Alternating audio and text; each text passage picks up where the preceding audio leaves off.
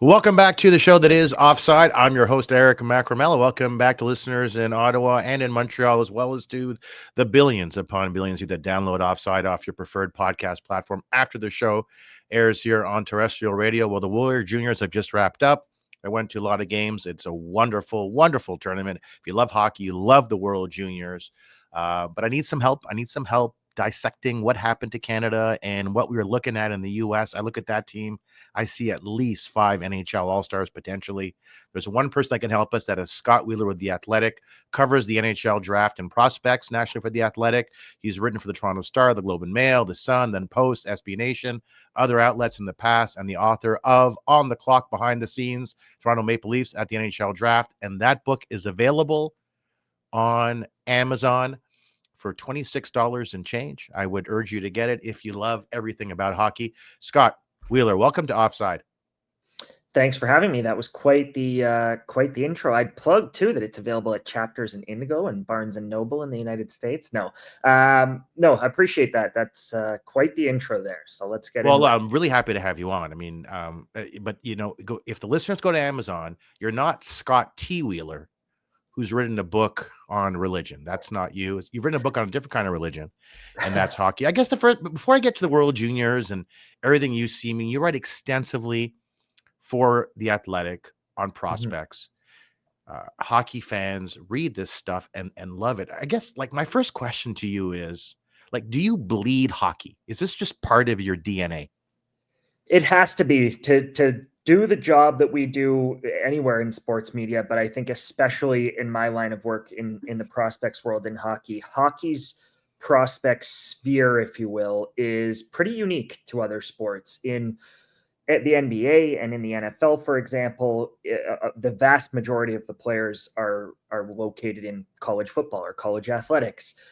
Here, in this case, similar to the MLB in some ways, but in the vast majority of MLB players, despite the Caribbean nature of the MLB, still come from college athletics in the United States as well.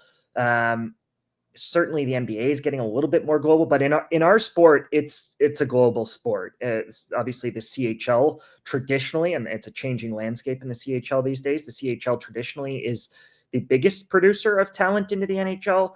But if you want to be serious about following prospects in hockey, you need to be watching kids in Slovakia, in Switzerland, in Germany, in Sweden, in Finland, in Russia.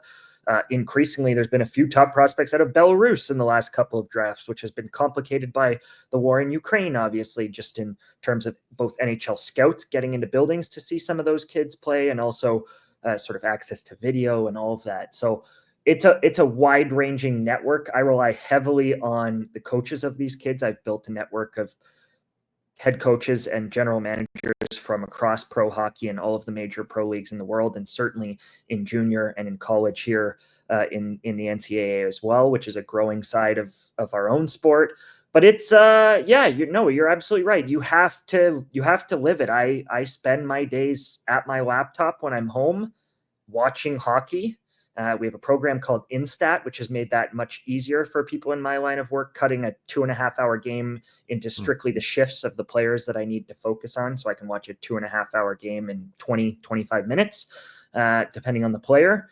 And I spend about a third of my year on the road and away from my family in hockey rinks watching these kids play. So it's kind of a two-pronged approach. And then it's a whole lot of text messages, a whole lot of phone calls, interviews with these kids, their agents, their skills coaches, their strength coaches, their families, getting to know as much about them as I can. So, and do you dig that deep because you appreciate there's such a level of uncertainty when it comes to evaluating 16-year-olds and 17-year-olds, and it's not just edge work, it's not just ability to to push the play, it's character, it's personality. Are there times where you say, "Man, I feel like I got it, but I don't know"? Yes, definitely. I make mistakes. I make a lot of mistakes. I think I'm much better at doing my job now than this. This will be the 2025 draft will be my 11th draft, I believe, doing this. And I'm much better today at it. I'm much more connected. Obviously, that goes without saying in terms of just the time and building up a network. But I also think I've just learned a lot of valuable lessons about what works in the NHL, what types of players NHL coaches are after, even the physical makeup. You mentioned the mental piece of it and the character piece of it.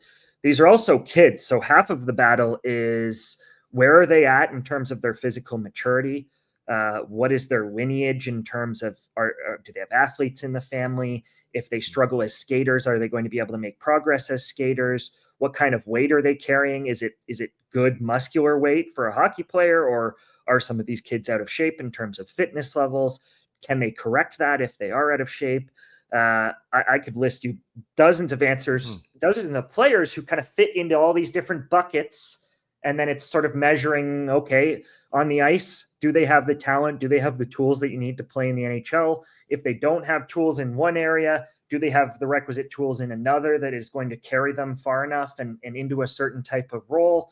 And then you're trying to put an odd on each of those things. You're trying to sort of boil it down to a number and think, okay, if I have to now slot these 100 players on my end of year draft ranking, for example, for the 2025 NHL draft, where am I placing the most value? Am I placing value in the right spots? And that's just a learning experience. Part of that is just talking to people. I'm wearing, your listeners can't see it because they're listening, but I'm wearing a sweater from the coaches conference, which I spoke at this last summer in Michigan. And it's little things like that, just getting out, whether it's in rinks or to something like the NHL coaches conference, which is hosted by the coaches site every year down in Michigan, and is a stomping ground for 500 of the best coaches on the planet, including NHL coaches, Stanley Cup winners, Olympic gold medalists, you name it. It's just getting out there and learning and being studious and caring about it and caring about getting better and looking back at my old lists and finding out where I fell short and where I have work to do, or even leagues that I didn't give enough attention to. I've worked hard to close and fill some of those gaps. I watch more high school hockey in Minnesota now than I used to, for example, because there are kids coming out of Shattuck St. Mary's every year that I need to be familiar with. And down the street from me in the Toronto area here, I've got St. Andrews College, which is now producing one or two players every year for the NHL draft. So I have to make sure that I get out to some SAC games, and it's sort of constantly evolving. The landscape is changing. We've now got a landmark NCAA decision that is going to change everything once more in the next 2 or 3 years here, in terms of where these kids are playing, what the pipeline looks like and the pyramid looks like in getting to the NHL, presumably with the NCAA now at the top of that pyramid for kids coming out of the CHL. So it's an evolving process. And then on top of that, there's more data available than ever before. So I'm sifting through the underlying numbers on a lot of these kids. Many of the leagues provide excellent data. Instat, the scouting service that I mentioned off the top that I use, also has excellent data. So it's 6 or 7 layers of a process here. That is, and the I voice still get a lot of kids wrong. So. Well, that's the voice of Scott Wheeler. And whether you get him right or wrong, I'll tell you, your stuff makes me a better hockey fan. And for me, that is a litmus test. All right, let's turn our attention to the World Juniors. Look, I was there for most of the games that Canada played. I was there for other games as well. Just as a side note, World Juniors is an amazing tournament. I love the hockey. I can't get over how good the kids are now compared to 10 years ago. And I miss it. I miss the tournament. But insofar as Canada goes, this is kind of what a layperson like me saw. Saw a team that couldn't finish, wasn't disciplined, maybe wasn't terribly well coached. I hate to say that, throw one individual under the bus there, and a team that suffered from perhaps poor roster construction with the guys like Misa and Seneca and Iginla, Yakimchuk, Hage, Cristal watching at home, watching Team Canada not score a lot of goals. And Gavin McKenna had 1 goal in the tournament. Most of Canada's high goal scorers or point getters had 2 points. One guy, Yeager, I think, had 3. That's what I saw. But curious, through your trained lens, when you watch Team Canada play, what happened? Well, I think there's a lot to unpack with what happened with this team. I think a lot of things went wrong in a lot of different areas. It starts, as it always does when Canada underperforms, I think, with roster construction. But in saying that, one of the things that really struck me, and you mentioned the coaching piece of the puzzle, one of the things that really struck me about this year's group was, forget Seneca, you didn't even mention Zane Perek there, Andrew Cristal, forget those guys. With the roster that Team Canada did bring to the tournament, they still underperformed. So then that comes to deployment, it comes to usage, it comes to coaching. There were players who were playing in all of the wrong spots, and this isn't me talking. This is messages that I got, countless messages that I got from other coaches texting me over the course of the tournament saying, what's wrong with this team? Why are they doing this with this guy? Why aren't they practicing? There were concrete things that came down to coaching They didn't practice once. They struggled with chemistry, yet didn't practice. They struggled on the power play, yet didn't practice once throughout the tournament. That comes back to a coaching decision. But it's not just that. It's where guys were playing. Oliver Bonk, a player, for example, who has played with the London Knights in the bumper spot on the power play, a pretty unique spot for a defenseman over the course of the last 2 seasons with the London Knights. It was playing him once Matthew Schaefer, their power play quarterback, went down with an injury, playing him at the top of the umbrella where he didn't look comfortable, and then eventually moving him back to the bumper and him immediately scoring in his first game at the bumper. It was playing Bradley Nadeau, their only returnee from a pro team with the Chicago Wolves of the Carolina Hurricanes, playing Bradley Nadeau, who's gone downhill on the flank at every level he's ever played at in his entire life, also on the bumper looking for tips. It was playing Tanner Howe, a 5'10" winger at the net front on the power play. There were just all sorts of things that sort of made you scratch your head about the deployment. It was sticking with Easton Cowan and that top line of Easton Cowan, Bradley Nadeau, and Callum Ritchie for too long when they weren't working, hoping that you could get back what you'd seen out of them in pre-tournament where they were actually very good together. Nothing really fit. They tried Colbo Dwayne, a player who should be a checker at this level on the first line. It just felt like one thing after another. When they tried it, it didn't work. They waited until they were almost eliminated. They were down 3-1 in an elimination game to try Gavin McKenna on the top line. It just felt like they didn't really know their players. And the irony of that is that this management group led by Peter Anholt talked all pre-tournament and through selection camp about how part of the reason they ran into trouble in Gothenburg when they were upset also by the Czechs in the quarterfinals 2 years ago was that they didn't know that group as well as they should have. They were just coming off of the scandal. They didn't have the World Junior Summer Showcase. They didn't name their coaching staff until late. They hadn't seen the players play in the summertime like they normally do.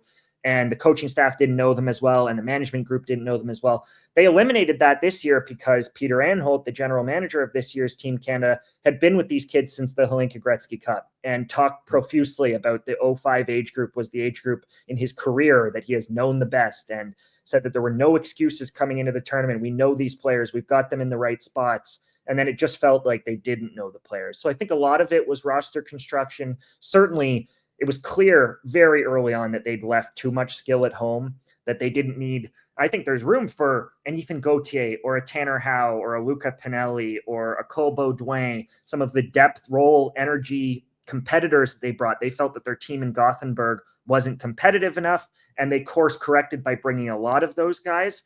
I think they needed 2 or 3 of those guys rather than 5 or 6 or 7 of those guys like they ultimately had. And the byproduct of that, and it was the same problem they ran to on defense, was if one of their top guys, if a Callum Ritchie or an Easton Cowan or a Gavin McKenna didn't play well, they didn't have guys that they could elevate into those roster spots to insulate them or to try something different because they brought too many of the wrong type. And it was the same issue that they faced on the blue line. Once Matthew Schaefer went down with an injury, they could have really obviously used a Carter Yakimchuk or a Zane Perek to run one of their power plays, but they didn't. Despite having eight defensemen at this year's tournament, they didn't decide to use one of those 8 defense spots on a guy like that, and instead used a Boakey, who they played 2 or 3 minutes a night. So it's a long list. I thought Carson Rakoff could have played a more important role for them. Rakoff was the most natural shooter and one-shot scorer on this year's Team Canada and bounced in and out of the press box. And when he didn't play much. I think they could have used him more, and he could have given them some secondary scoring that they clearly lacked. Really, outside of Carter George and net, there weren't a lot of positives to take away from any of it for Team Canada. That is the voice of Scott Wheeler, who covers the NHL draft and prospects nationally for The Athletic. You say so much there, and I feel like Canadians who watch this are going to have a discussion that would literally have no end to it. I mean, you mentioned so much. I mean, Bonk and the bumper. I remember we were seeing them like, why is he playing the bumper? You know, when he said that Team Canada wasn't going to practice because they were tired. Well, you don't have to bag the players at practice. Get out there, right? Maybe work on some strategy, and then that's it. The issue of discipline with this team, Cameron said it falls on the players individually. And it might have been you. I'm not sure someone said, well, can't you bench them? Because we're all saying the same thing, because ice time is the carrot. And he goes, no, there's not enough time. I'm like, no, it seems it's quite the opposite. Since ice time is so incredibly finite, you can use that to incentivize players to comply. This is not a CHL tournament. This was a double IHF tournament. Guys like Pinelli didn't seem to get the message. What was your overall reaction to Coach Cameron and how he was handling team culture and standards and discipline? Well, I think there wasn't enough of it, certainly. If you're going to preach that you needed this year's team to be more competitive and you're going to throw the previous year's team under the bus and say that they didn't have enough of that, then that competitiveness has to walk the right line. Canada, typically, whenever they run into trouble at the World Juniors, they run into trouble with discipline. At 5-on-5, even in this year's tournament, Canada dominated some of the top teams in the tournament at 5-on-5.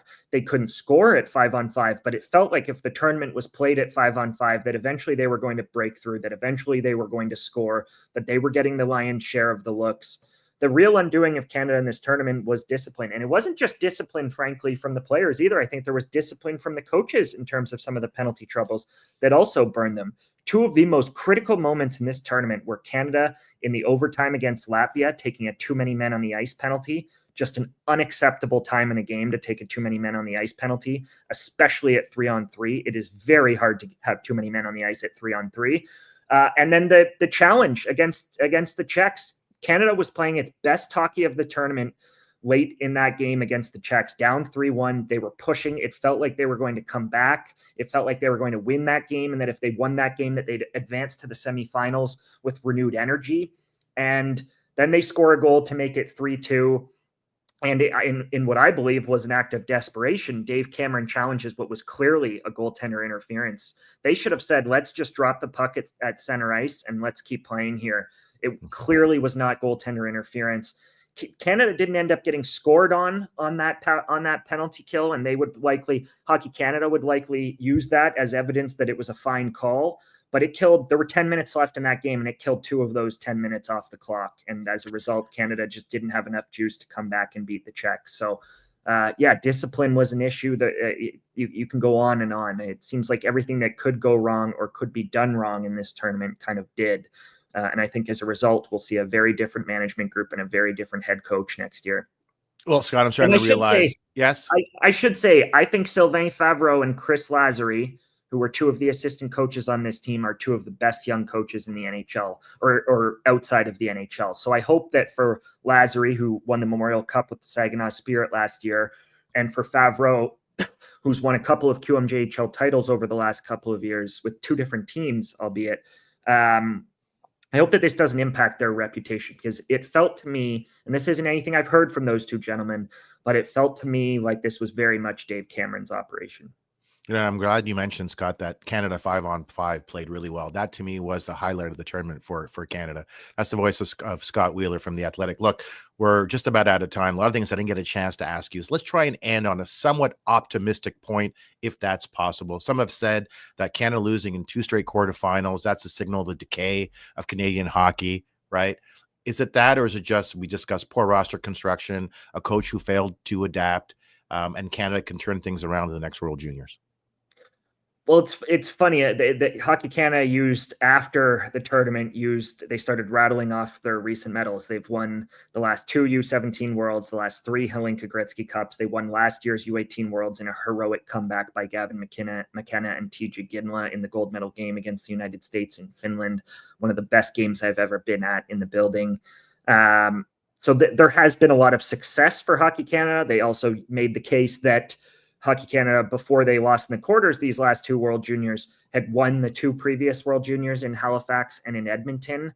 I would make the case that they were a diving Thomas Milic save away from being out for 3 straight quarters. Obviously, we all remember the Connor Bedard overtime winner against Slovakia in Halifax, and Canada went on to win the gold medal there on the back of Connor Bedard. But before Connor Bedard scored that goal, Thomas Milic made one of the best saves I've ever seen in a elimination game, diving across the crease to make a stretch pad save in overtime against Slovakia. And Canada could have very nearly lost in the quarterfinals in Halifax. And we would look at the history of that tournament much differently than we now do. So I do think that speaks to other teams closing the gap. Forget roster construction, forget coaching. It should be incomprehensible, inconceivable for Hockey Canada to lose to Latvia at a major international event, and that happened this year for the first time ever. A year after a very disappointing team had beaten Latvia 10-0 in Gothenburg. So there are levels to this. There are things that just should be unacceptable. Canada losing in the quarterfinals every once in a while is not unacceptable, but the way that it's happened the last 2 years, I think is, and I think it speaks to some of the mistakes that they made along the way. I would expect that the team that they build next year will prioritize skill more than this one did. I was told as much at their final presser by Scott Salmond, but we'll see. Time will tell. The Americans have certainly closed the gap, but in saying that, the last couple of age groups for the Americans were really, really strong, and next year's age group is going to be weaker. They're still going to have James Hagens back. They're still going to have Cole Eiserman and Trevor Connolly back, but you start to look at the center depth of next year's team. You start to look at the defense. Now they'll have Cole Hudson back, who was obviously the leading scorer at this year's tournament. So, but they won't have Trey Augustine back in net, and they won't even have Hampton Sokinski, who was their backup goalie this year, back in net. So there are question marks about next year's team, I think, especially after James Hagens down the middle. They don't have three more good centers that are sort of gold medal winning team types of centers. And Canada should be very strong next year, but I hope it's a wake-up call, at least a little bit, for Hockey Canada, that they need to prioritize some different things and be a little bit more nimble in not just their roster construction, but who they bring to coach the team. Just making a note here, Scott, invite Scott to all of my parties in future. This has been so much fun. I didn't get to a lot of stuff I want to talk about. You've got such a deep knowledge. I hope you come back on the show. We can talk more prospects across the board. This was a fascinating discussion. Scott, thanks so much for joining me on Offside here on TSN. Anytime. Happy to. That was Scott Wheeler from The Athletic. Coming up is my Donald Trump Loser of the Week. I'm Eric Macramalla, and this is Offside on the TSN Radio Network.